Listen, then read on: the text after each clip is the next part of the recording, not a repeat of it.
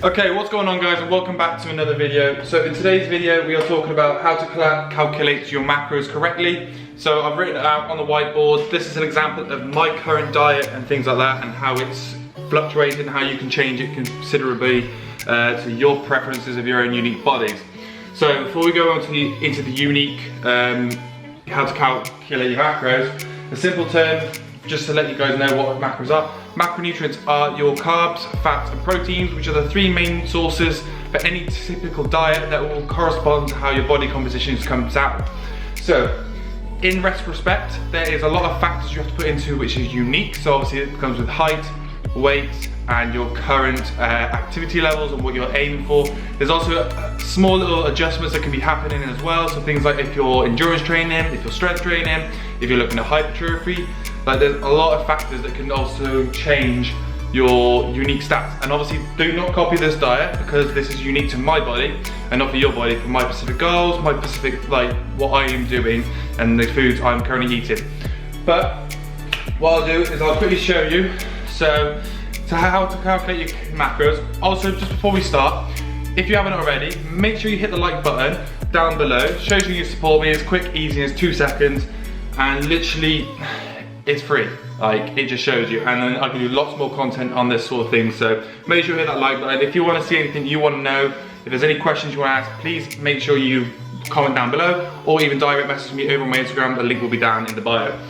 So, how to calculate your macros. All you have to do is simply, there's loads of websites that will show you how to calculate it, and they've already got automated calculators in there. So you've got to simply just put in your calculation. Currently on my website, I am building my own personal macro calculator for you guys, so you can actually do it via my website for free, easy, and it's just simple as well. If you don't know them, please just direct message me again or comment down below. I'm happy to do this for you for free. So, for me, my current weight is sitting at 97 kg. I converted this to pounds. Now there's a specific reason, because what happens is I can do my conversion rates for the protein as in per pound of body weight. So, because I'm strength training, I'm slightly increasing it, so I'm looking at about a 1.6 per kg. So this is where this converts, and we get about 267 on these two. But I'll get into that in some more detail in a minute. I'm currently doing heavy exercise because I'm currently doing 6 days a week. I have got 15 kg dumbbells and I've got resistant bands, so I am sort of slightly on the up, but this is at a maintenance level, okay? So by maintenance, it means my maintenance calories, that is my TDEE, so task daily energy expenditure, is to maintain my current weight and muscle mass and things like that, because I'm not trying to cut, I'm not trying to bulk, because at the moment I'm not going heavy enough to be able to bulk and things like that. So, but obviously the restrictions of COVID and Corona. So my current aspect is looking at maintenance. Now obviously this is going to be different for you if you have goals. So obviously if you're going deficit, you're minus 500 calories. If you're going surplus, to obviously bulk, to build muscle, you plus 500 calories. Then what you do is you level it out. So I'm going to do another video on this later on in the topic. But with your food consumptions, they obviously have to be nutritious, they have to be the right types of foods. If it's complex carbs, there's a lot of factors that go into your calories, okay? Because obviously you can eat junk food, there's no problem with it, but it's very high calorie. So when you've hit in a McDonald's, it's 2,000 calories and you've got 1,500 for the rest of the day, you might be a little bit like, whoa, I ain't got much left to eat. Like. So, anyway, going back to maintenance. So I'm looking at maintaining. Then you correspond this. There's 3 different types of programs you can run. So you can do a moderate carbohydrate, a lower carbohydrate, or a high carbohydrate. Now, this is perfectly like unique to your perspective of your own body. If you find that you run better with more carbs, because there's energy, obviously, glucose, then run with a higher carbohydrate. What people don't understand is, I'll just put this down, is when it comes to diets, a lot of people don't understand that they do keto and things like that, which is obviously eliminating carbohydrates, which I don't understand why, because since I've become a nutrition coach for Optimum Nutrition, then what I've learned is, by them as well, is that you shouldn't remove a food source like carbohydrates or fats, purely because it is necessary to the body. It gives you vital vitamins, it gives you vital energy, and it gives you vital sources to your body to repair specific areas and things like that. So removing carbs, I think, is stupid, because it's very low carbohydrate. You're going to be very plateaued, you're going to be very unenergized because there's no glucose in your body. You're not you're not producing any energy, so you're just running on fat storage, which is what they believe to lose weight is. But in hindsight, it's just to lose calories. Cut less calories, move more, burn more calories than you consume, and you will lose weight. So for me, I'm currently on the high carbohydrates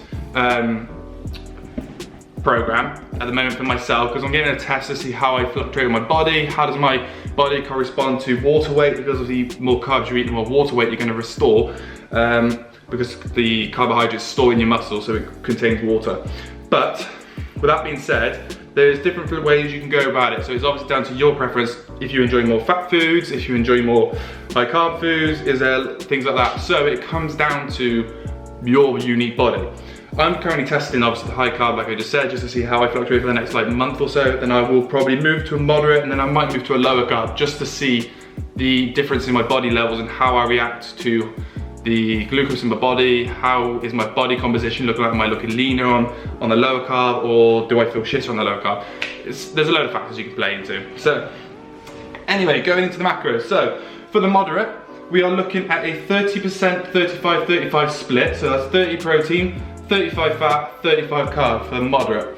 Then if you go to lower, you're looking at a 40, 40, 20. So 40 protein, 40 fat, 20 carb. Then for the higher carb, you're looking at a 30 protein, 20 fat, and a 50% carbs. So obviously the ratios, you can see where they get differential. But with the protein, so I'm doing, like I said, 1.6 times my body weight. So that gives me that my protein is 267. On the lower carb, obviously you have a lot of calories to play with, because for every carbohydrate gram, it's 4 calories. So we increase the protein just so we get a large number. So this is obviously in effect like a keto diet, but it's a very low carb diet instead. So we still have some form of energy. So this would be good for weight loss. But that obviously increases your fats and things like that. So you gotta be careful of what types of fats you eat, because obviously there's monostrated fats and there's also saturated fats, which can obviously cause a lot of heart problems, cholesterol, and all that sort of malarkey stuff. So we don't want that. But in hindsight, there is a lot you can do. So there's things like, you know, like different types of oils, nuts, healthy fats, avocados, things like that are all healthy fats for you. So that's pretty good. So how do you work that out? So obviously, got your protein. So the 267, you times that by 4, because it's 4 calories for every gram of protein. That will give you your calories. So what you tend to do, what I tend to do anyway, is you've got 3,500 calories. You get your protein, so you've got your protein level. Now the rest of 35-35 split, you find the calories for these. So with the remaining calories you've taken off the protein, you minus that off your 3,500. So let's say that's roughly about 1,200. We take off that, so we're then left with 2,300 calories left to play with. Divide that, 35, so you split that in half, the 2,300. So you're looking at about gotta get my maths right here. Let's say 1,700 each. No, that's not right. 2, 3, so 1,150, sorry, calories each. So for the carbs, divide that by 4, because obviously 4 calories per gram of carbohydrate, get my words right. And then for the fats, divide that by 9, and there's your grams, and that will be for your moderate. Do the exact same for the lower, and you do the exact same for the higher, and there you go. You've calculated your macros, and that's obviously for maintenance level. If you want to do it for bulking, add 500 calories here, do the same calculations for all of this.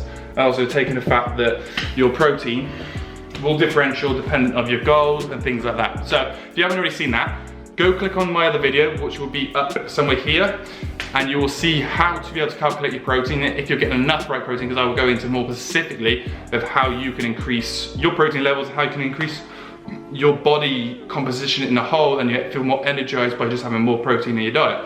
So, if you've enjoyed that, again, make sure you hit the like button, hit the subscribe, and I'll catch you all in another video. I'm a lone wolf. I'm a lone wolf. I'm a